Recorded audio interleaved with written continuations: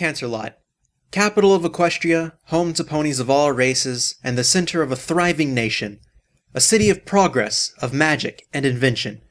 The streets and districts echoed with prosperity and opportunity for those willing to earn it. And none were more willing than the mayor sitting in H row of the 4th car on the afternoon express from Manhattan to Canterlot. She stared down at the pamphlet in her hooves with large, eager green eyes. 435 Southwest Applewood Avenue, apartment number 2. A key jingled softly inside the attached envelope. Her mind wandered out of the car and into the bustling streets, trying to imagine just what home would look like. Home. She paused, a twinge of loneliness echoed off the word. She missed her friends, her mother, her father, but there was nothing there for her. She needed room to grow, she thought. She gave a slight chuckle at the irony of the sentiment before her lingering melancholy returned. Tired of the nagging sadness, she shook her head of the thoughts and looked out the window.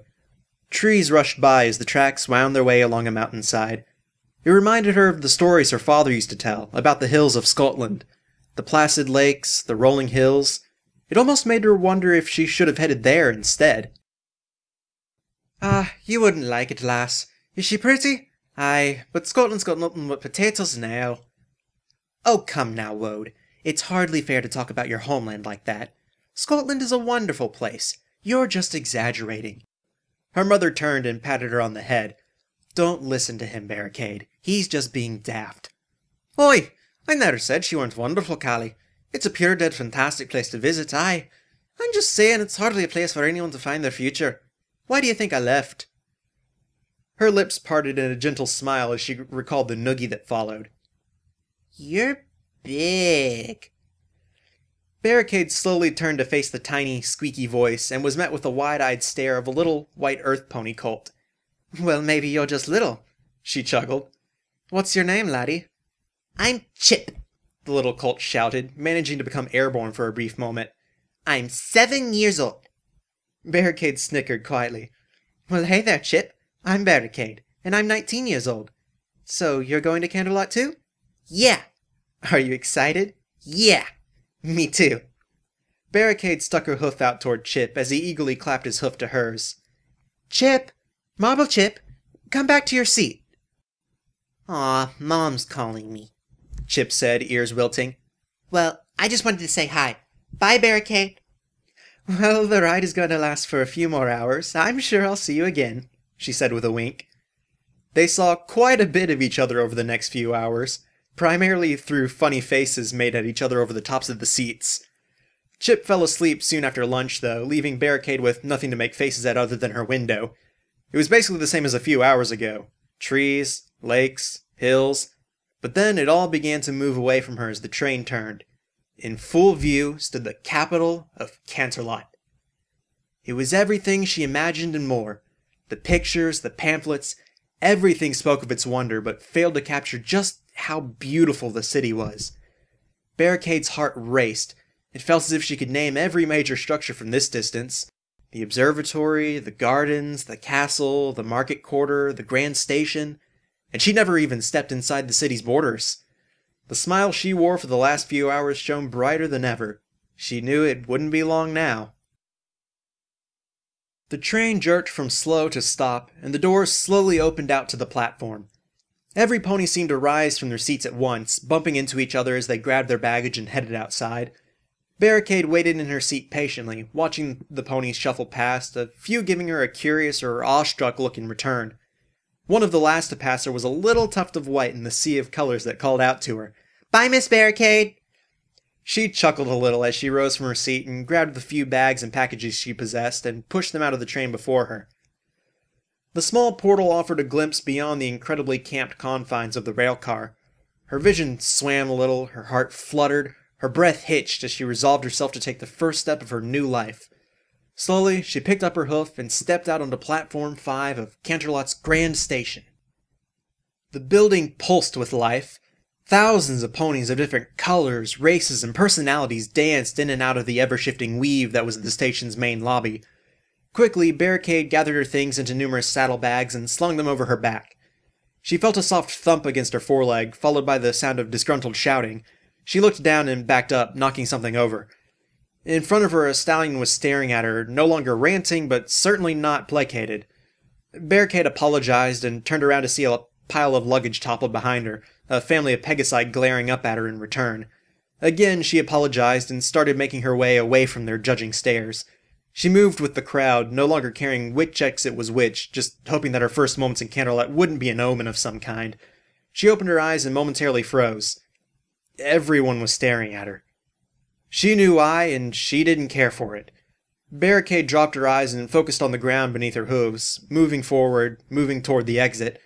Part of her knew this would be the hardest part of her trip.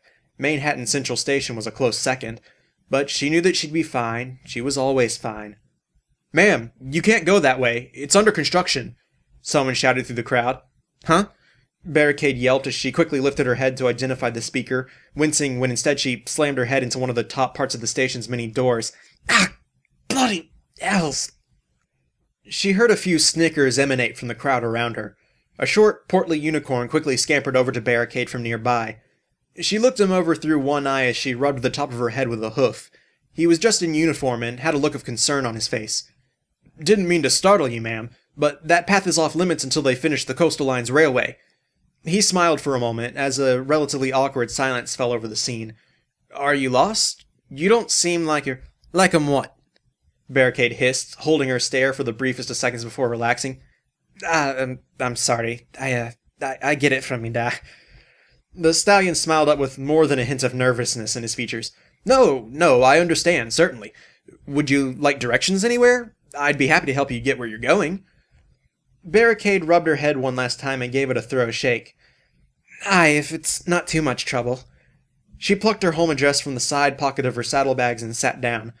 435 Southwest Applewood Avenue, apartment number 2? Do you know where that might be?" The station guard put a hoof to his chin. "Applewood runs pretty close to the castle and through the market district, though houses numbered 300 and higher usually pass the main district.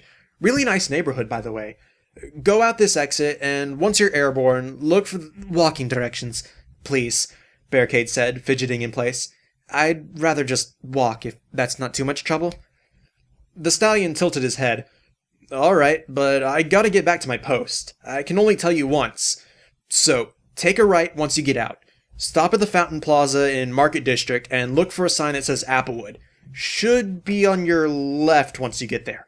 I'm sure you can find it from there." The stallion turned and looked back at the line of frustrated ponies waiting to have their tickets cleared with a sigh. "Have a nice day, ma'am." Barricade whimpered a soft, "Sorry," after the stallion as he walked away. She swiftly gathered up her belongings and swung the saddlebag over her back. The route to the door was busy, but not overly crowded as she moved with the flow of traffic. She took a right as soon as she left and headed down the street.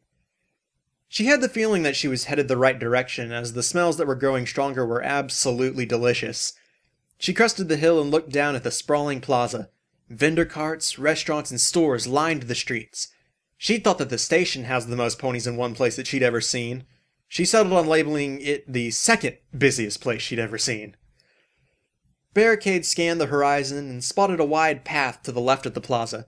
Eager to remove herself from the crowd, she made straight for it, giving extra consideration not to harm anyone on her way. She was grateful when she got there, as the traffic seemed to die down almost entirely in the branched paths. She glanced up at the sign. "Applewood Avenue, this is the place," she said to no pony in particular as she cantered down the sidewalk. 432, 433, 434. Aha! She squealed, fumbling with the key as she maneuvered it into the lock. Home, she thought as the door swung open, and she pushed her bags in before her. She ducked her head and shimmied her way under the top of the door. Barricade looked up, and satisfied with the clearance, lifted her head. The apartment was of decent size. A bedroom, a kitchen and bath, a small dining and living room. The furniture that she and her parents ordered and had delivered was plain but functional, just how she liked it. A table, some seating cushions and chairs, a nightstand and lamp, and a queen-sized bed. Barricade paused, staring at her bed with her hoof firmly affixed to her face. "Not a queen, we ordered a king-size, right?" She groaned loudly and stared at it, wishing that by doing so it would magically fix itself. She gave a sharp exhale and shrugged. It would do, and she could manage. though she did make a note to herself as she unpacked her few clothes and belongings to get a hold of the furniture company later. She eventually had everything unpacked, sheets on the bed, and what used to look like an empty apartment was starting to look a bit more like home.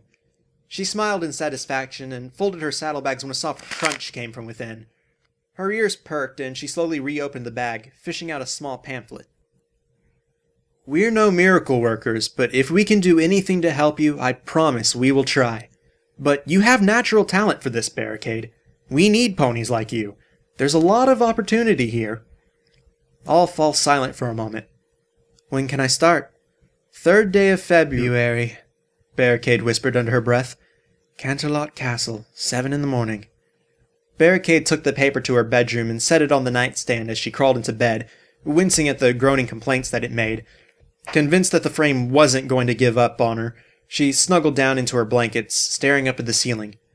"Tomorrow," she thought. "Tomorrow's the day. I'm going to join the Royal Guard," she whispered as a small smile formed at the corners of her mouth.